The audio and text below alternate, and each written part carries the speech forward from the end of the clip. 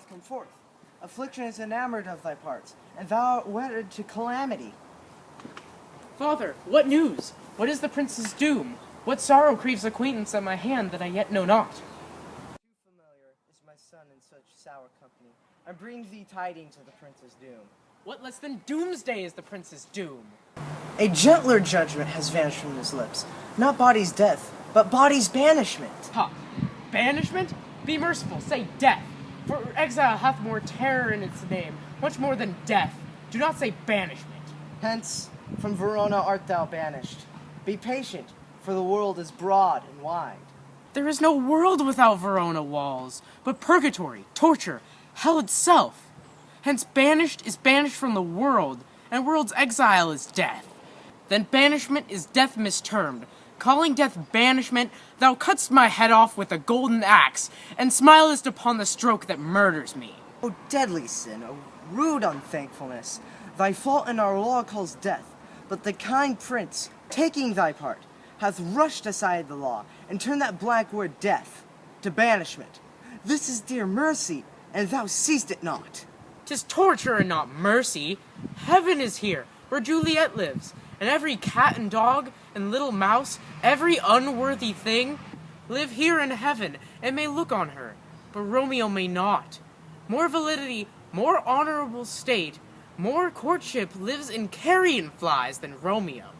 They may seize on the white wonder of dear Juliet's hand and steal a mortal blessing from her lips, who even in pure and festal modesty still blush, as thinking their own kiss a sin. But Romeo may not. He is banished. This may flies do, when I from this must fly. They are free men, but I am banished. And say'st thou yet that exile is not death? Hast thou no poison mixed, no sharp ground knife, no sudden mean of death, though ne'er so mean, but banished to kill me? Banished? O friar, the damned use that word in hell. Howling attends it.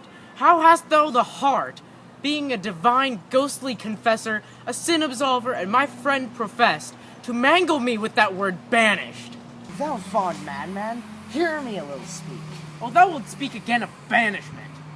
I'll give thee armor to keep off that word, adversity sweet milk, philosophy, to comfort thee, even though thou art banished. Yet banished? Hang up philosophy! Unless philosophy can make a Juliet, displant a town, reverse a prince's doom, it helps not, it prevails not. Talk no more. Oh, then I see madmen have no ears. How should they, when that wise men have no eyes? Let me dispute with thee of thy estate. Thou canst not speak of that thou does not feel. Wert thou as young as I, Juliet thy love, an hour but married, Tybalt murdered, doting like me, and like me banished.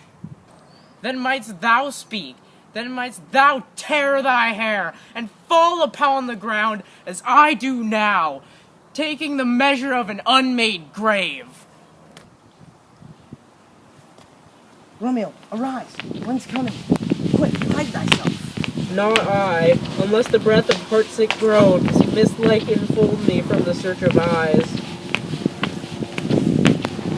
Romeo, arise! Thou wilt be taken!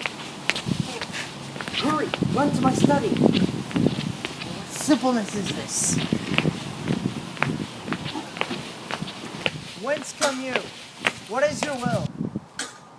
I come from Lady Juliet's. Oh, holy fire, where's Romeo?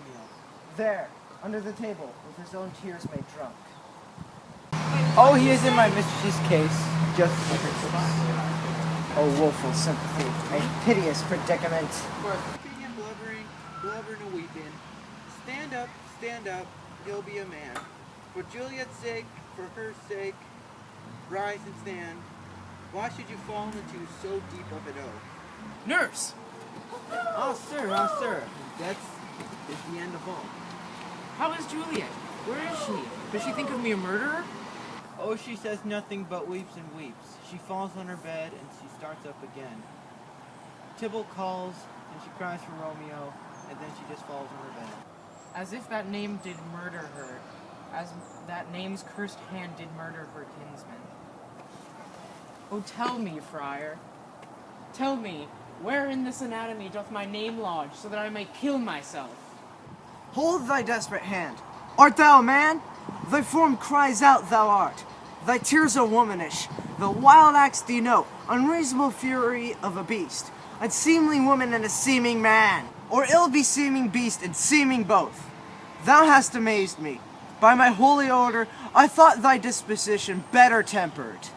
Hast thou slain Tybalt? Wilt thou slay thyself?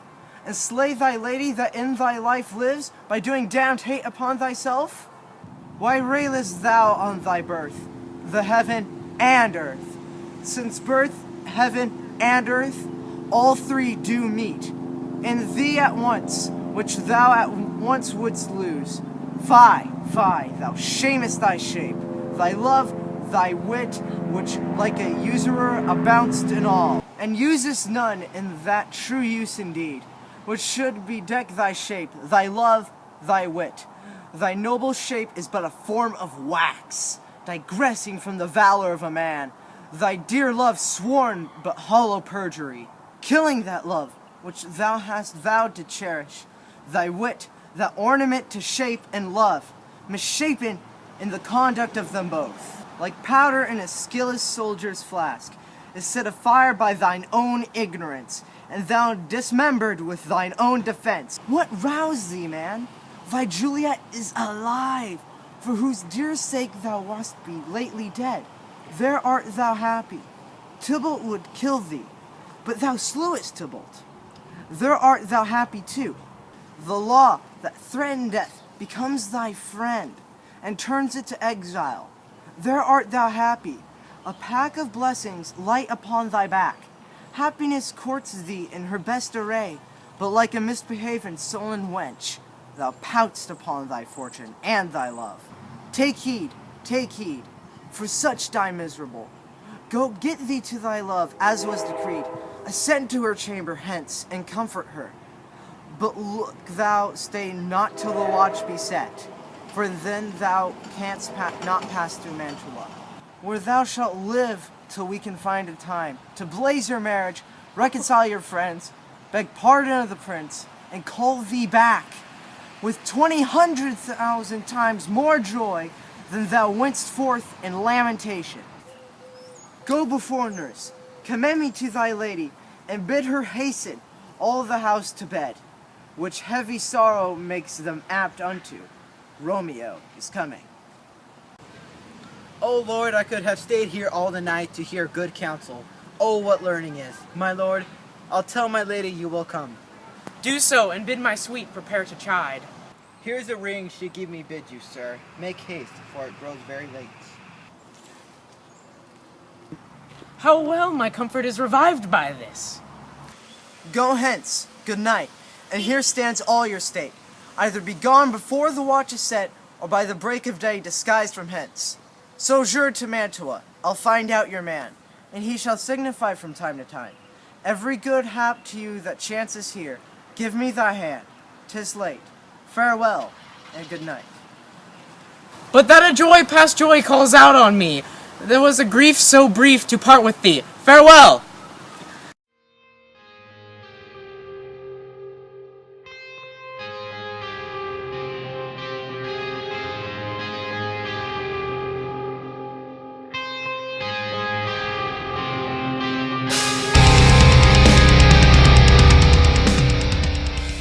Thou slay thyself, and slay where thou shalt live till we can find a time to blaze your marriage, reconcile your friends, and please stop moving the book. Do so and bid my sweet how well my comfort is revived by this. I just got that recorded. That was amazing. Here's a ring she bid me give you sport. Nurse! Hold thy desperate hand. Art thou a man? Oh, crap. Oh my gosh, it's this guy!